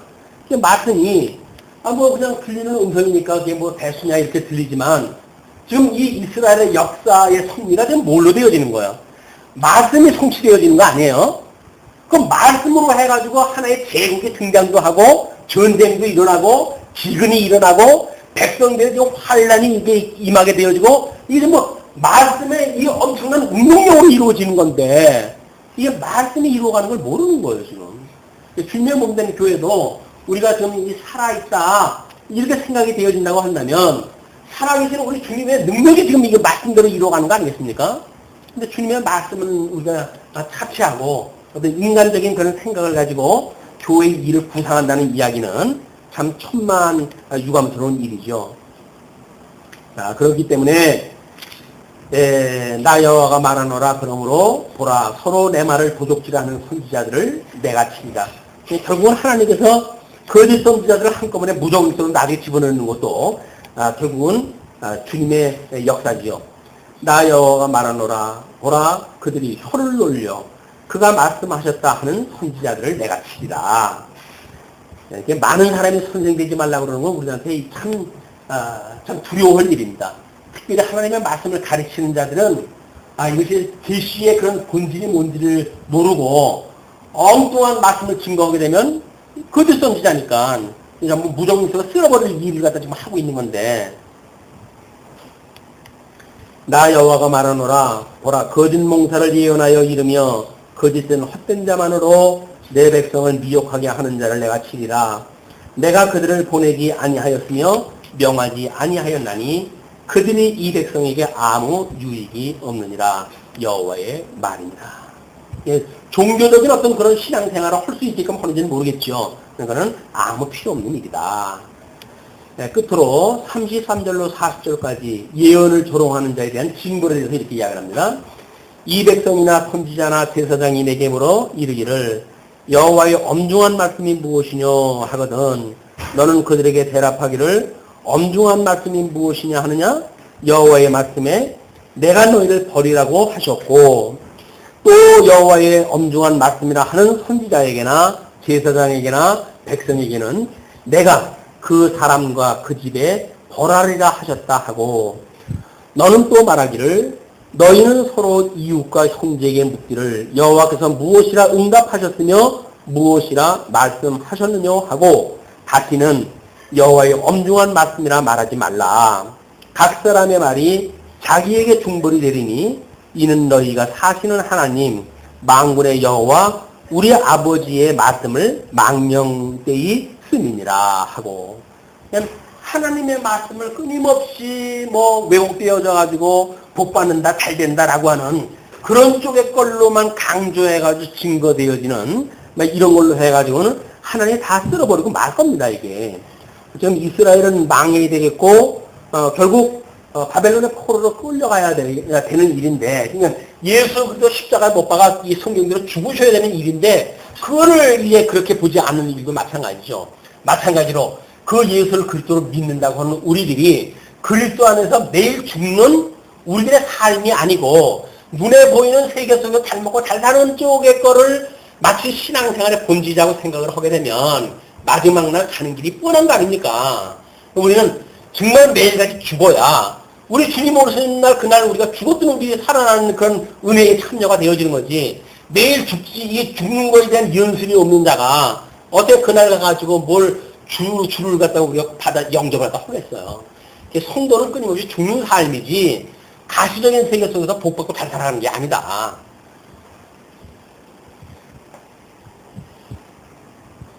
너는 37절 너는 또 선지자에게 말하기를 여호와께서 내게 무엇이라 대답하셨으며 여호와께서 무엇이라 말씀하셨느냐 너희는 여호와의 엄중한 말씀이라 말하도다. 그러므로 여호와께서 가라사대 내가 너희에게 보내어 여호와의 엄중한 말씀이라 하지 말라 하였어도 너희가 여호와의 엄중한 말씀이라 하였은즉 내가 너희를 온전히 잊어버리며 내가 너희와 너희 열조에게 준 이 성읍을 내 앞에서 내어버려 너희로 영원한 치욕과 잊지 못할 영구한 수치를 당케 하리라 하셨다 할지니라. 결국은 우리들의 그 인간들의 불의를 인해 가지고 우리 예수님은 십자가에 못 박아 죽임을 당하실 수밖에 없도록 이미 구약에 언약되어져 있는 겁니다.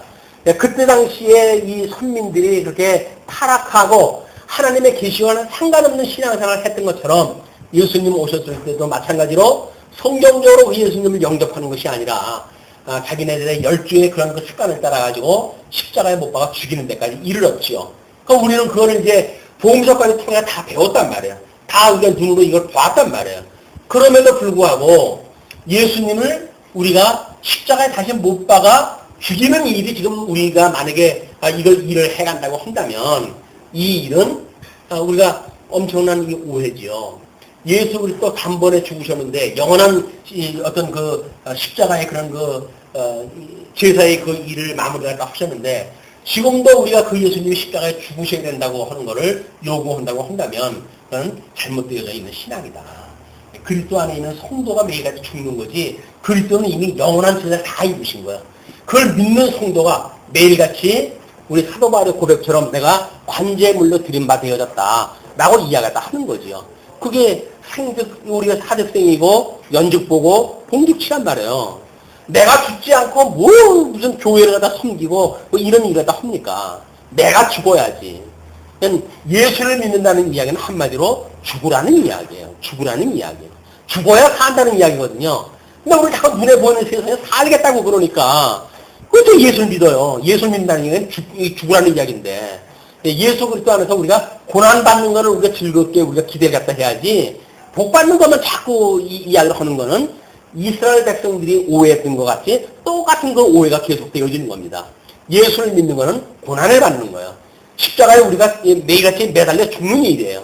예수님은 십자가에 못 박아 죽임을 당했다고 한다면 베드로처럼 우리는 거꾸로 못이 박혀 죽어야 되는 것이 성도의 삶이다. 그런데도 이 세상에 잘 먹고 잘 사는 걸 위해 살아간다고 한다면 중복 뭔 상관이 있어요. 내가 죽는 걸로 지금 그리스도인을 내가 선포하는 건데 내가 내 영광을 높이고 나를 자랑하고 그러면서 예수를 그리스도로 증거한다고요? 그런 모순이 어딨어요. 예수를 그때 증거한다는 이야기는 내가 죽음으로 증거가 되어진 건데 그게 아니라고 한다면 거짓말이에요. 관념적으로 말은 그렇게 하지만 우리 삶으로 믿어지지가 않는 거예요. 이 실제가 나타나지 않는 거예요. 이것이 부르심을 우리의 성도의 삶인지 끊임없이 우리가 반성을 해볼 이유가 있다. 오늘은 여기까지 하겠습니다. 애통할 일은 회복에 참여하지 못할 자들, 회복에 참여하지 못할 자들. 주님의 몸된 교회도 마찬가지죠. 청함을 받아가지고 엄청난 그런 교중에 있는 사람들이 있지만 사실은 신약성경의 모든 내용들이 누구에게 준 말씀입니까? 교회에게 준 이야기예요. 교회에. 그러면 이 교회는 전부 착한 백성만 있겠다는 이야기입니까? 아니잖아요. 그러니까 이 교회 안에 떨려져 나갈 사람들이 얼마나 있는지에 대한 걸 선언을 갖다 한단 말이에요. 끊임없이. 근데 우리는 예정론을 잘못 오해하게 되면 마치 이때 우리가 청함을 받았기 때문에 우리는 끝까지 하나님께서 우리를 버리지 않는다 하는 오해를 갖게 되어지는 거예요. 근데 그거는 예정되어진 사람이 망할 까닭이 있어? 맞습니다. 예정되어진 사람은 망할 수가 없어요. 선택하기로 예정되어진 사람은 망할 수가 없어요. 마찬가지로 선택하기로 예정되어진 사람은 중간에 떨어져 나갈 만큼 믿음을 버리는 사람이 없습니다. 근데 믿지 않으니까 이거 떨어져 나가는 거지. 주는 그리스도시로 살아계신 하나님의 아들입니다. 당신하고 나하고 한 몸이 이루어졌고 그렇기 때문에 내가 주님 앞에 붙들려 있는 거지. 나의 어떤 의지, 나의 노력, 나의 공로 이걸로 되는 것이 아닌 것을 우리는 고백을 갖다 합니다. 하는 자들이 여기까지 온단 말이에요. 회복까지. 인간의 어떤 의지를 가지고 하나님께서 바벨론의 포로로 끌려가게 한다는데 그걸 항도하고 이렇게 하는 것은 방법이 없다. 항복을 갖다 해라. 그 이야기야. 항복을 해라. 너희들은 어쩔 수 없기 때문에 죽을 수밖에 없습니다. 라고 하는 걸 시인하라는 이야기예요. 우리는 곧죽을 시인 안 하려고 그러니까. 내가 그래도 우리 하나님께로부터 의롭다고 칭함을 받은 사람인데 내가 왜 그렇게 해? 이야기했다 하는데 의롭다고 칭함을 받았다고 하는 그 이야기는 죽지 않고는 살아날 수가 없는 거야. 매일같이 죽는다고 하는 사도 바울의 고백은 매일같이 죽지 않고 뭘 이걸 이야기를 하고 있어요. 근데 우리는 죽지는 않고 자꾸 이것만 이야기를 하니까 모래 위에 지은 집이나 똑같은 것이죠. 네, 11절 나 여호와가 유다 왕 요시야의 아들 곧 그 아비 요시야를 이어 왕이 되었다가 이곳에서 나간 살룸에 대하여 말하노라. 그가 이곳으로 다시 돌아오지 못하고 잡혀간 곳에서 죽으리니 이 땅을 다시 보지 못하리라. 그 다음에 이제 13절에서부터의 그 내용이 여호야 김의 왕의 그 악행과 그가 당할 그 심판에 대한 그 이야기예요. 불의로 그 집을 세우며 불공평으로 그 다락방을 지으며 그 이웃을 고용하고 그 고가를 주지 아니하는 자에게 화 있을지니라. 예, 그 불의로 집을 세우는 일, 불공평으로 그 다락방을 짓고 그 이웃을 고용하고 일을 시켜놓고 고가를 주지 아니하는, 노임을 주지 아니하는 자들에게 화 있을지니라. 전부 불로소득을 통해 가지고 자기에게 주어진 것이 하나님의 은혜라고 여기질 않고 전부 악행을 통해 가지고 성취되어진 사건들이죠. 예, 그가 이르기를 불의한 재물을 어떻게 처리할 것인가에 대한 문제예요, 그죠? 불의한 재물을 정말 그거를 우리한테 이것이 내가 취한 것이 아니라 불의한 재물로 고백을 다 하는가? 그렇지 아니한 것에 대한 갈림길이 거기서 소개가 되어지죠. 예, 그가 이르기를 내가 나를 위하여 광대한 집과 광활한 다락방을 지으리라 하고 자기를 위하여 창을 만들고 그것에 백향목으로 입히고 붉은 빛으로 칠하도다. 예, 결국은 물론 지어져가는 성전에 대한 그 의미를 우리가 볼 수가 있죠. 주님의 몸된 교회도 우리 초대교회 때로부터 313년 이제 그 기독교 무덤 속에 갇혀져 있던 기독교가 햇빛을 비고 나오다가 보니까 엄청난 부조리가 시작되어지고 부패가 만연해지고 그리고 인간의 공로가 이제 또 다시 두드러지게 이제 등장을 했다고 하면서 교회는 급격히 타락을 하게 되어집니다. 기독교의 숫자가 늘어난다는 이야기는 곧 하나님께서 집어넣을 때가 되어졌다는 이야기예요. 한국교회 숫자로 이렇게 부흥했다는 이야기는 한마디로 멀지 않았다는 이야기입니다. 하나님께서. 이 기독교 2000년사가 끊임없이 그랬어.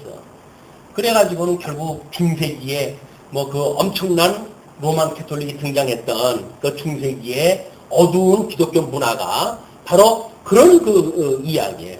숫자는 전 유럽의 전 국민이 다 예수를 믿는 사람들이지만 거기에는 진정 그리스도가 없고 이루 말할 수 없는 부정과 힘의 논리가 작동되어졌던 것이다. 그래서 종교개혁이 일어났고 그 종교개혁이 일어난 지 한 600여 년의 세월이 가지만 지금 다시 이 세상의 기독교가 숫자적으로 해가지고 또는 이성적으로 성경관으로 해가지고 밝히 뭐가 드러난 것 같지만 실상은 더 어두움에 지금 들어가기 일부 직전에 우리가 있는 것이다. 20세기로부터 모든 이 기독교 지성인이 잠자고 있다고 이렇게 일가를 갖다 하고 그랬었는데 20세기 아니라 21세기 와도 마찬가지입니다. 모든 기독교의 지성들은 잠들고 있어요. 배불른 시대에 그 사람들 깨어있을 이유가 뭐가 있습니까? 지금 잘 되는데. 근데 이런 가운데 우리 하나님께서 그래도 우리들에게 그 어두움을 들여다볼 수 있게 하고 우리로 하여금 경계심을 갖게 하고 이런 것들은 오늘을 살아가는 우리들에게 덧없이 주시는 하나님의 이 응행의 그런 시대의 문제죠. 어둠의 문화를 우리가 볼 수 있다는 이야기는 하나님의 의를 깨달은 자들의 그 몫입니다. 하나님의 의를 깨달았다고 하면서 우리의 불의의 모습을 보지 않고 육체적인 어떤 그런 모든 우리의 욕심을 추구하는 일에 대해서도 당연하다. 이렇게 만약에 우리가 생각을 하게 되면 우리는 하나님의 의를 입은 자로의 실제 생활이 아닌 거예요. 영적 예배의 삶이 아니란 말이에요. 하나님의 선한 뜻이 무엇인가 분별할 생각도 없고 그냥 주어진 환경 속에서 돼지처럼 배불른 돼지처럼 잘 먹고 잘 살면 되랬지. 왜 배고픈 소크라테스가 되라고 그러냐 우리 보고. 그 이야기 아니겠어요? 그냥 강제상에서 복준되는 이야기만 하면 되지. 왜 골치 아픈 이런 거 이야기가 하느냐. 이거 아닙니까 지금 한국교회가. 그건 이미 소망이 없는 거예요. 그건 이미 다른 종교도 종교 없는 사람도 다 잘 먹고 잘 살아요. 기독교 믿는다고 해서 잘 먹고 잘 산다고 한다면 거짓말이죠. 지금은 우리가 잘 먹고 잘 사는 이런 어떤 가시적인 세계에 우리의 시각을 돌릴 때가 아니라 정말 신령한 우리들의 성도의 삶에 대해서 우리 내면 세계를 들여다보고 교회의 우리의 삶을 통해서 또는 주님의 몸된 교회를 어떻게 통해가지고 진리를 전승하고 보수할 것인가에 대한 이런 본질적이고 실질적인 게 우리의 관심을 가져야지 참 눈에 보이는 세계 속의 인간관계, 이런 혈육관계, 지형관계 이런 것 쪽에 우리가 얽매여 있다고 한다면 비극입니다. 비극. 그러기 위해서 외롭게 하시는지도 몰라요. 따로 또 나가지고 그럼에도 불구하고 그 하나님을 믿고 그분을 의지하고 견딜 것인가. 정 힘이 없고 해서 어떤 인간의 교제의 약수가 필요하다고 한다면 뭔가 무슨 술을 써서라도 뭘 해야 되지 않을까 이런 생각이 들 거예요. 그러나 우리들한테 어떤 지금 이런 한국 교회의 어떤 그런 역사적 상황 속에서 그게 무슨 의미가 있어요. 교제의 약수가 무슨 의미가 있고 앞에서 웃고 뒤에서 등에다 칼을 꼽는 사람들하고 무슨 교제의 약수입니까? 아무런 의미가 없습니다. 예수 그리스도 앞에서 살아가는 하나님 앞에서 살아가는 성도의 삶이 무엇인가에 대한 아주 외로운 우리들의 싸움이 앞으로 계속될 거라고 보여집니다. 우리의 싸움은 외로운 싸움이에요. 이웃과 연합을 갖다 해가지고 으쌰으쌰 하는 동료의식을 가지고 나만 아니구나, 이 나만 외로운 게 아니로구나라고 하는 인간적 어떤 위로가 아니라 철저히 이런 이 바벨론의 지금 포로에 끌려 들어가는 한국교회라고 한다면 거기서 그걸 실질적으로 읽어내는 예레미야의 이 애달픈 어떤 신앙적 감각이 우리들의 아픔이고 우리들의 외로움이 아닐까 하는 생각이 듭니다. 예수님이 오셔가지고 돌아가실 때 마찬가지죠. 그를 따랐던 모든 자들이 다 흩어지고 아무도 안 남잖아. 아무도 안 남잖아. 근데 그 예수님의 심정을 가지고 우리가 오늘 현실을 읽어내지 못한다고 한다면 우리는 여전히 뭔가 이 눈에 보이는 사람들하고 뭐가 이 숫자가 돼야 뭐가 된다고 이렇게 믿고 살아갈 거예요. 지금처럼 우리 대형교회가 많고 그러는데 이 소수의 교인이 어떤 성도들이 모여가지고 주님의 몸된 교회를 우리가 섬기고 살아간다고 하는 그거는 고도의 시험입니다. 고도의 시험.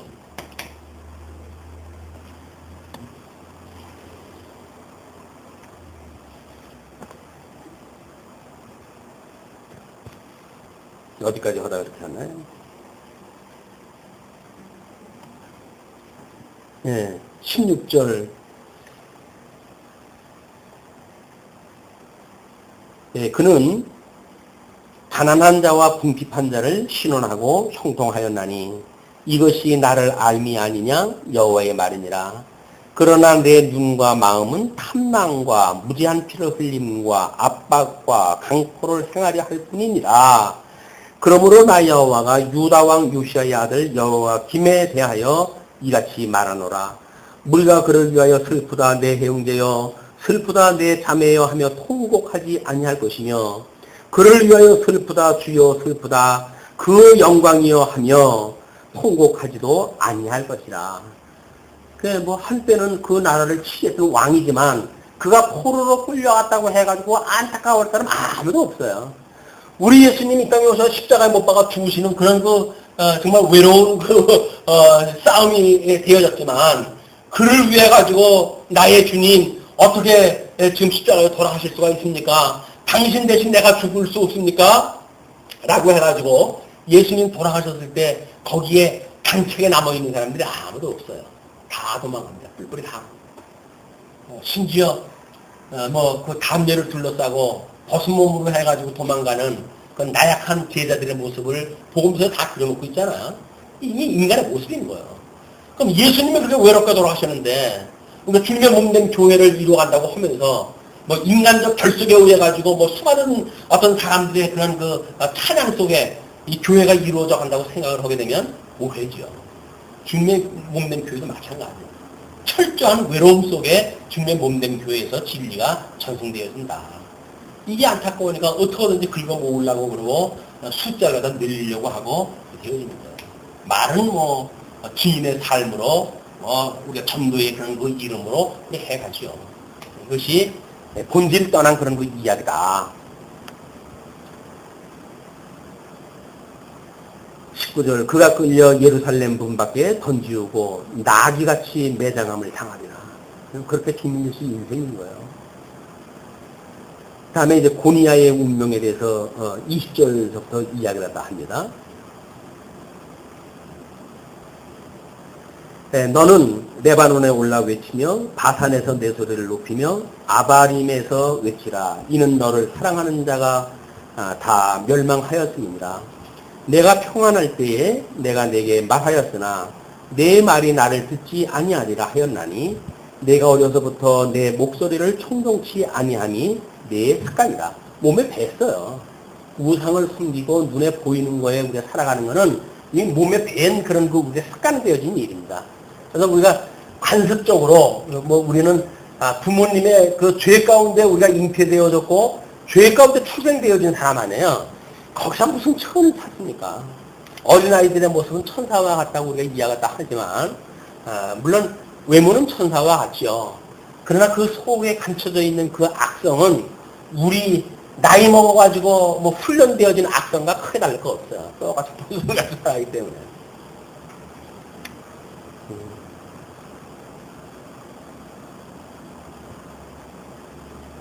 그러면서 내 목자들은 다 바람에 삼키울 것이요 너를 사랑하는 자들은 사로잡혀 가리니 그때에 내가 반드시 내 모든 악을 인하여 수치와 욕을 당하리라.